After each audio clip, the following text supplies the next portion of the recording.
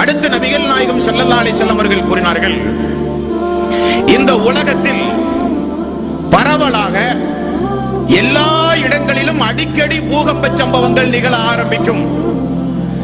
அதிகப்படியான பூகம்பம் நிகழ்வதை நீங்கள் கேள்வியுற்றால் நீங்கள் தெரிந்து கொள்ளுங்கள், அது கியாமத் நாளின் அறிகுறி என்றார்கள் ரசூலுல்லாஹி ஸல்லல்லாஹு அலைஹி வஸல்லம். புகாரியில் 1036வது நபிமொழி, 7121வது நபிமொழி. பூகம்பங்கள் அதிகமாகும். இந்த பூகம்பத்தை அல்லாஹ் தஆலா ஏன் அதிகமாக்குகிறான்? இறைவன் என்பவன் அநியாயக்கார மக்களுக்கு, அக்கிரமக்கார மக்களுக்கு, தன்னை நிராகரிக்கிற மக்களுக்கு, இணை வைக்கிற மக்களுக்கு, பெரும்பாவங்களில் ஈடுபடுகிற மக்களுக்கு தன்னுடைய அத்தாட்சியாகிய திருக்குர்ஆனை அல்லாஹ் தஆலா அனுப்பிய பிறகும், தூதரை அனுப்பிய பிறகும், இந்த உலகத்தில் அழிச்சாட்டிய கும்பல்கள் அதிகமாகும் பொழுது அவர்களை எச்சரிப்பதற்காக, தன்னுடைய வல்லமையை நிலைநாட்டுவதற்காக அல்லாஹ் தஆலா இந்த உலகத்தில் பூகம்பத்தை அதிகமாக்குவான்.